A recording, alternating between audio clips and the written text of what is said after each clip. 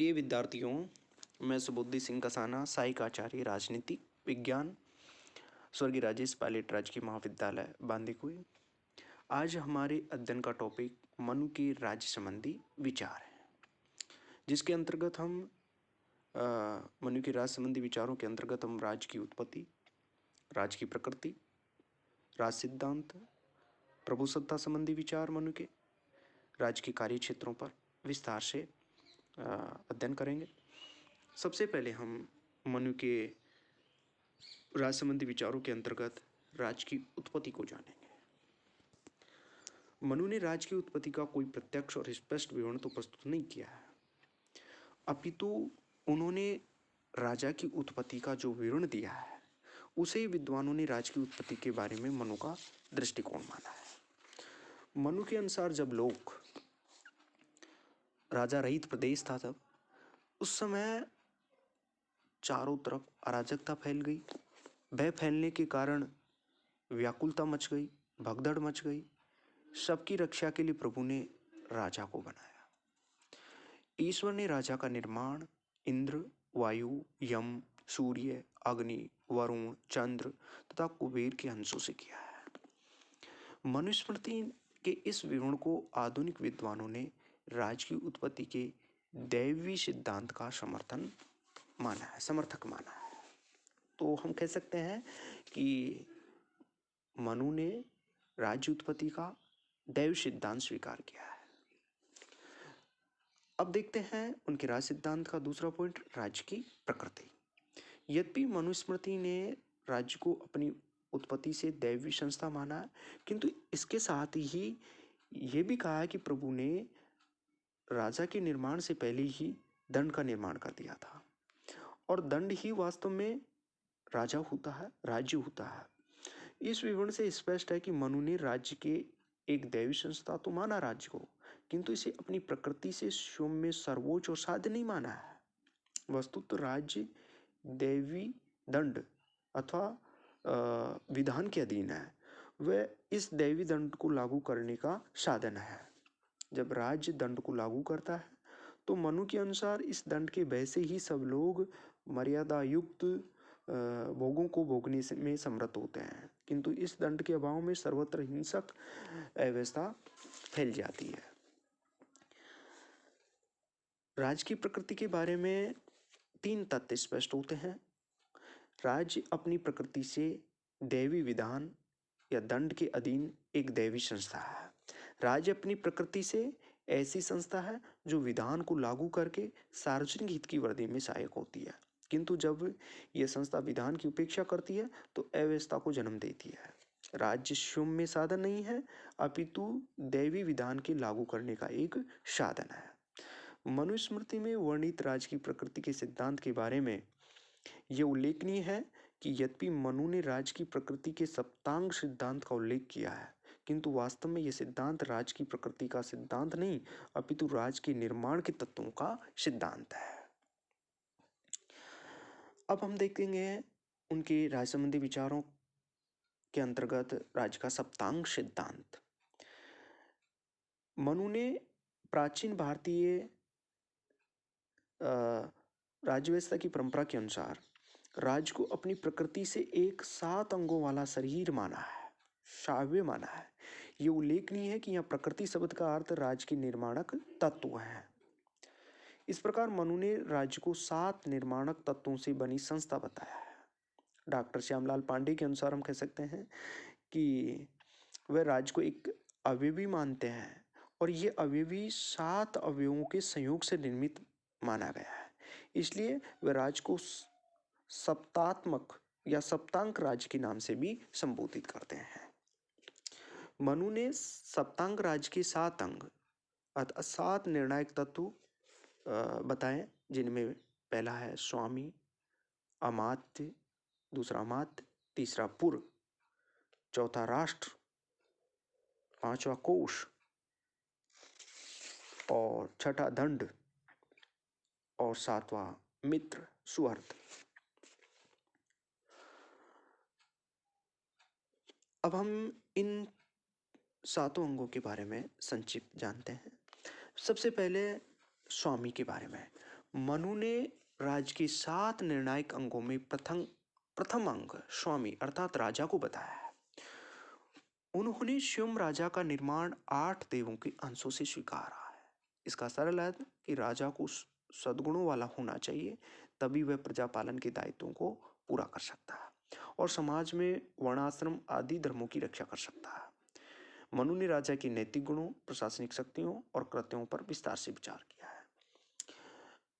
उनके सप्तांग सिद्धांत का दूसरा अंग अमात्य है। सप्तांक राज्य का दूसरा प्रमुख घटक अमात्य है, जिसके अंतर्गत राजा द्वारा नियुक्त मंत्रियों की गणना की जाती है और मंत्रियों का प्रमुख कार्य है राज्य के प्रशासनिक कार्यों में राजा को मदद देना। मंत्रियों के परामर्श एवं सहयोग के बिना राजा को राजकुशल संचालन में सफलता प्राप्त नहीं हो सकती।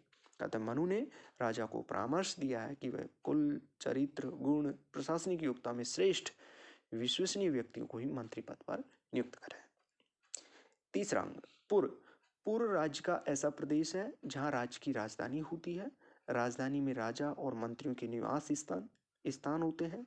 राज्य के आर्थिक, प्रशासनिक और सैनिक जीवन में केंद्रीय स्थान रखती है। इस दृष्टि से मनु ने भाई आक्रमण से राजधानी की सुरक्षा पर भी बल दिया है। राजधानी को किसी सुरक्षित दुर्ग में स्थित होना चाहिए, ऐसा मनुस्मृति में उल्लेख किया। और मनुस्मृति में 6 प्रकार के दुर्ग बताए, जैसे धनु दुर्ग, मही दुर्ग, जल दुर्ग, वृक्ष दुर्ग, नर दुर्ग, गिरि दुर्ग। राजा को इन 6 दुर्गों में से किसी एक में पुर बसाना चाहिए और उनके अनुसार गिरि दुर्ग सबसे अधिक सुरक्षित होता है। चौथा अंग राष्ट्र। राष्ट्र का अर्थ है पुर के अलावा राज्य का शेष प्रदेश। कौटिल्य ने राष्ट्र के लिए जनपद शब्द का प्रयोग किया है। हम आगे कौटिल्य पढ़ेंगे अगले विचार के रूप में। तो उन्होंने राष्ट्र के लिए जनपद शब्द का प्रयोग किया। राष्ट्र राज्य का ऐसा प्रदेश है जिसका निर्माण विभिन्न ग्रामों, इसमें बसने वाली प्रजा से होता है। मनु ने राष्ट्र के अंतर्गत ग्राम प्रशासन, इसके विभिन्न अधिकारियों का भी उल्लेख किया है। राष्ट्र में स्थित नगरों के प्रशासन पर मनु ने सीमित प्रकाश डाला है। पांचवा कोष। मनु ने सप्तांग राज्य का 5वां प्रमुख अंग है, जो कोष का सामान्य अर्थ है राजा द्वारा राज्य के कार्य के लिए एकत्रित धन के अभाव में प्रजा कल्याण और राज्य की रक्षा के कार्य नहीं किए जा सकते। अतः मनु का मत है कि राजा को सदैव ही कोष की वृद्धि के लिए प्रयत्नशील रहना चाहिए, किंतु इसके साथ उन्हें अधर्म पूर्वक कोष का संग्रह का भी निषेध किया। अब देखते हैं दंड। दंड का अर्थ होता है जिसे कहीं कहीं मनु ने बल भी कहा है। मनु ने सेना के अगर लिखित प्रकार भी बताया, जैसे अस्थि सेना, रथ सेना, अश्व सेना, पैदल सेना तथा जल सेना। सेना का सर्वोच्च अधिकारी सेनापति है, जो मंत्रिपरिषद का भी सदस्य है। मनु के अनुसार राज्य की रक्षा के लिए जरूरी है कि राजा सेना के सभी अंगों को सुदृढ़ बनाए। सुअर्ध, जिसका अर्थ है मित्र राजा। मनु ने सप्तांग राज्य की धारणा में सुअर्ध को अपने राज्य का एक अंग मानकर यह बताया कि शत्रु राज्य के प्रसंग में मित्र राज्य का विशेष महत्व था। मनुस्मृति ने अपने राज्य के प्रसंग में 4 प्रकार के अन्य राज्यों की कल्पना भी की है: शत्रु राज्य, मित्र राज्य, मध्यम राज्य, उदासीन राज्य। इन सभी में केवल मित्र राज्य ही सुहृद है। भाई क्षेत्र में अपने हितों का रक्षक और सहभागी है। संक्षेप में राजा को अपनी भाई नीति का संचालन इस प्रकार करना चाहिए कि सहयोगी मित्र राजाओं की संख्या बढ़े, वे संतुष्ट रहे, क्योंकि संकट आने पर मित्र राजा ही सहायता देते हैं। अब हम देखते हैं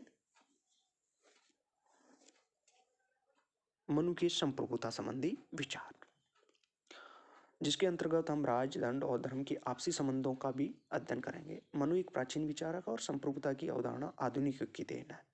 अतः मनुस्मृति में आधुनिक अर्थों में संप्रभुता का विचार उपलब्ध नहीं है। मनुस्मृति में राज्य कहने का मतलब राजा, दंड एवं धर्म के आपसी संबंधों को जिस रूप में स्वीकार किया गया है, उससे ये मालूम होता है कि मनु राज्य अर्थात राजा की सर्वोच्च शक्ति से परिचित है और यह सर्वोच्च शक्ति दंड के रूप में, जो स्वयं ईश्वर ने रची और राजा को सौंपी है। इसके साथ ही दंड शक्ति निरपेक्ष और निरंकुश नहीं, अपितु धर्म के अधीन है, नैतिकता के अधीन है।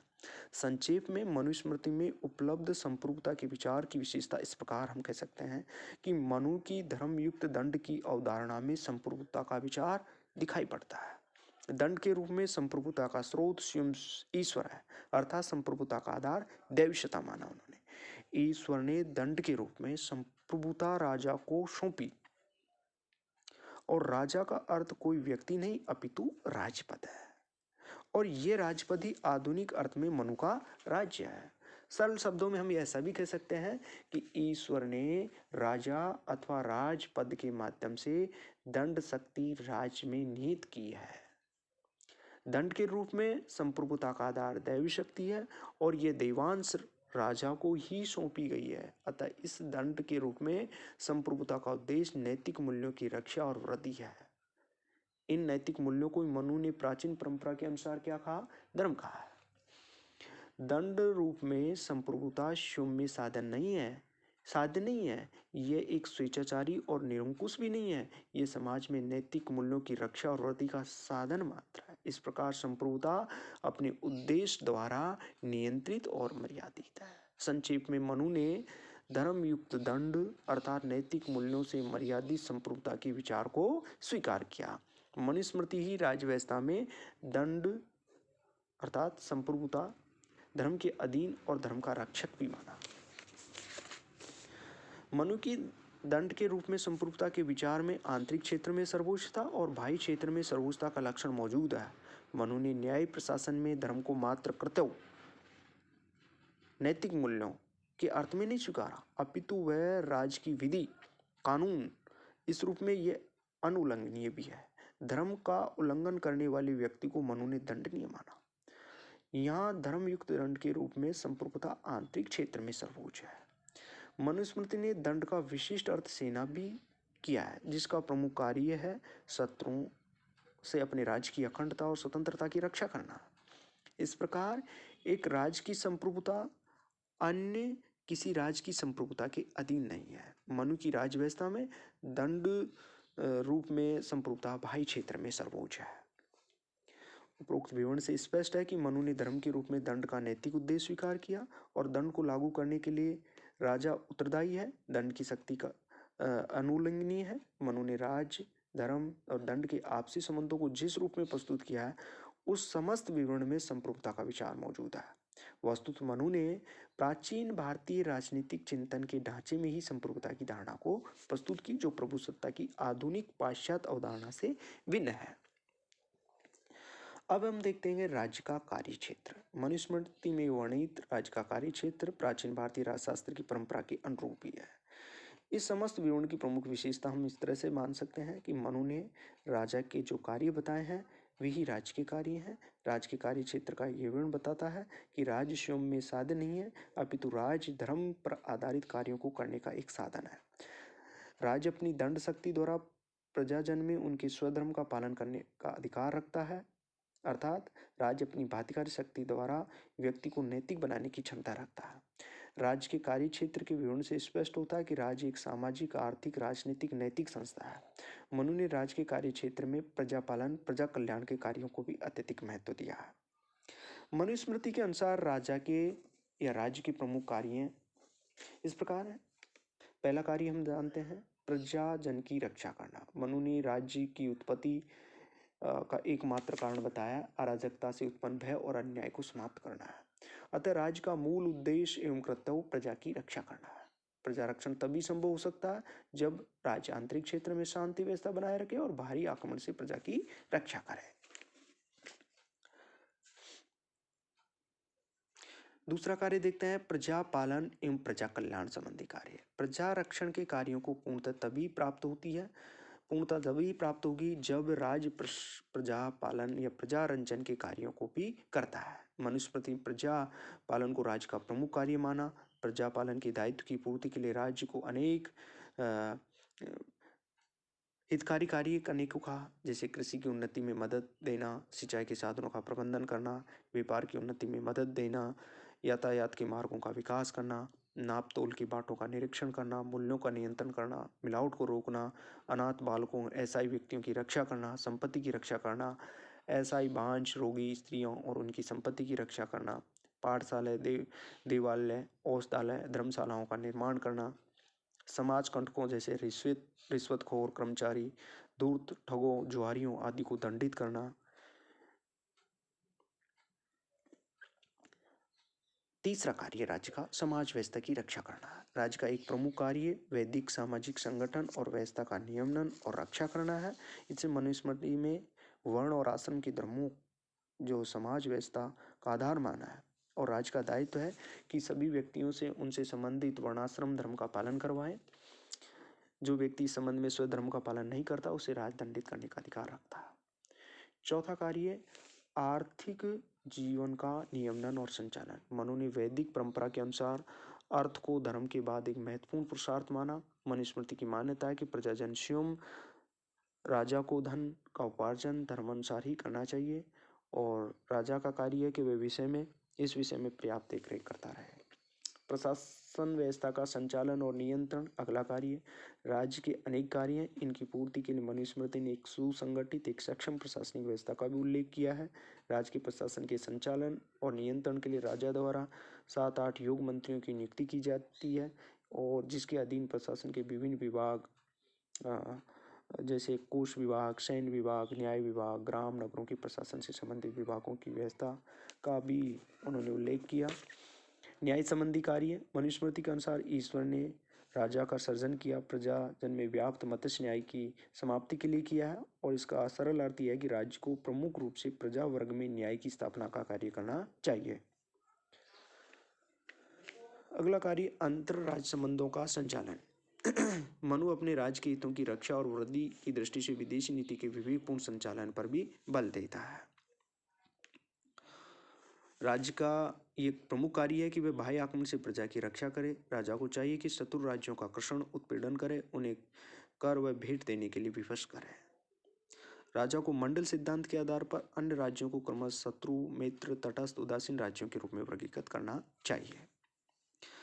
राज्य के कार्य क्षेत्र के संबंध में हम उसकी आलोचना भी यहाँ पर आलोचनात्मक परीक्षण कर लेते हैं। मनु ने समाज संगठन की रक्षा के लिए असमानता प्रधान वर्ण धर्म की पालना को राज्य के कार्य क्षेत्र में प्रमुख स्थान दिया, जो आधुनिक लोकतांत्रिक समाज या उद्योग प्रधान समाज के संगठन के अनुरूप नहीं है। दूसरी हम आलोचना कर सकते हैं कि उसने राज्य अपनी बाध्यकारी शक्ति के द्वारा व्यक्ति से उसके धर्म का पालन कराने का अधिकार रखता है। राज्य का ये कार्य व्यक्ति की स्वतंत्रता का निषेध करता है। मनु ने अपने राज्य के कार्य क्षेत्र में राज्य की विस्तार नीति को स्थान दिया, जो वास्तव में साम्राज्यवाद की स्थापना करता है। आधुनिक की दृष्टि इसकी निंदा की जाती है, क्योंकि ये नीति राज्यों के बीच शांति और सद्भावना का अंत करने वाली है। इस तरह हम कह सकते हैं आधुनिक आधारों पर मनु के राज्य के कार्य क्षेत्र की उपरोक्त आलोचना सीमित महत्व रखती है।